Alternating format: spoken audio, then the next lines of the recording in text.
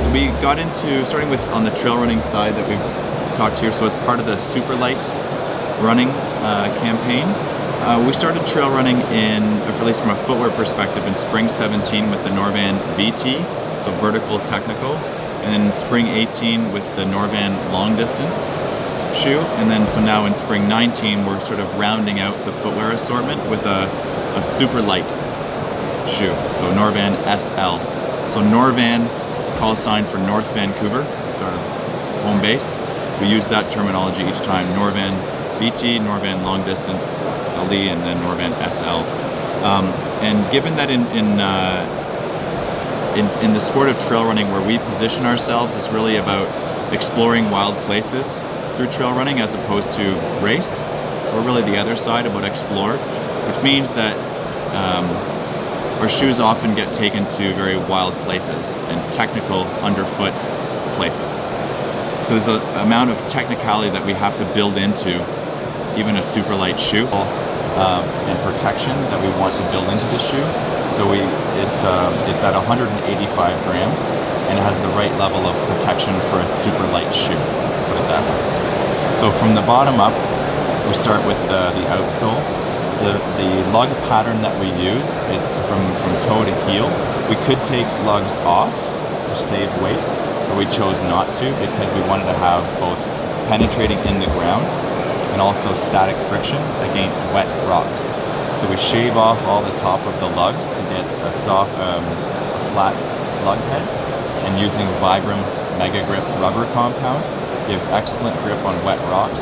Because we use the sort of block pattern with 2.5 millimeters separated, you also get decent penetration into the ground. So it's a very versatile type of grip that comes from the grip that we created on our Norvan long distance shoe. Okay. And also on the bottom of the shoe, between the midsole and the outsole, we put a TPU film that's about 0.7 millimeters thick to protect against rocks. You'll still feel it, but not as much as if you were to not have it. So yes, we could take that out and it would save some weight, but that's not the promise. The promise is to run in technical ground. This midsole has two pieces, one long piece and one small piece on the medial side.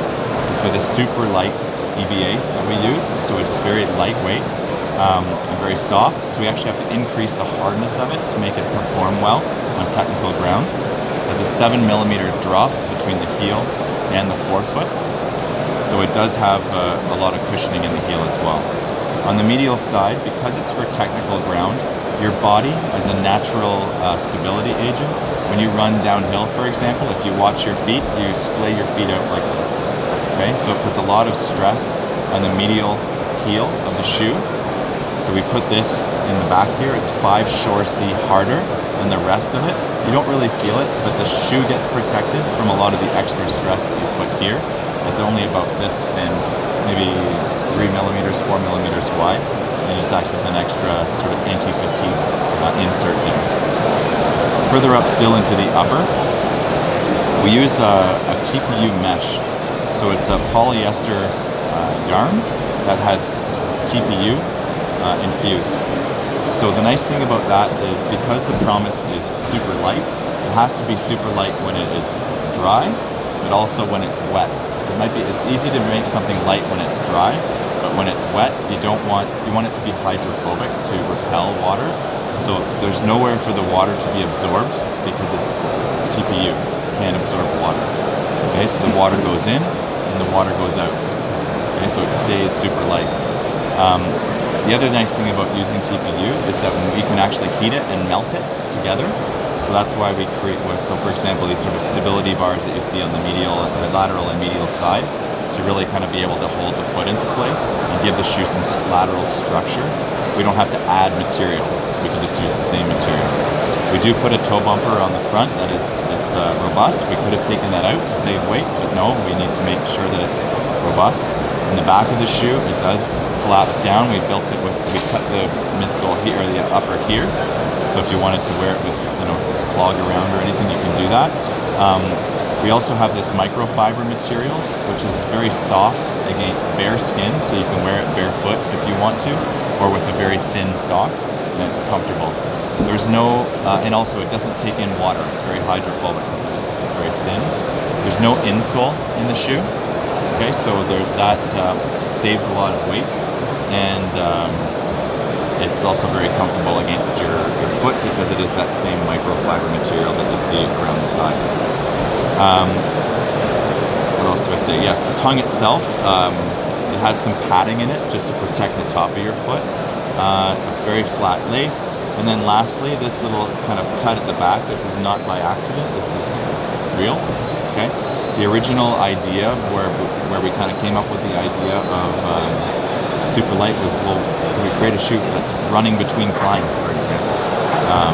So that's why we left a little carabiner clip, so if you want to to your harness or your backpack or whatever, we end up thinking that could be versatile for people to use to clip it onto anything when it's not in use. So we keep that on there as well. So it's 185 grams. Norvan SL is designed again for being super light, but for running in technical terrain.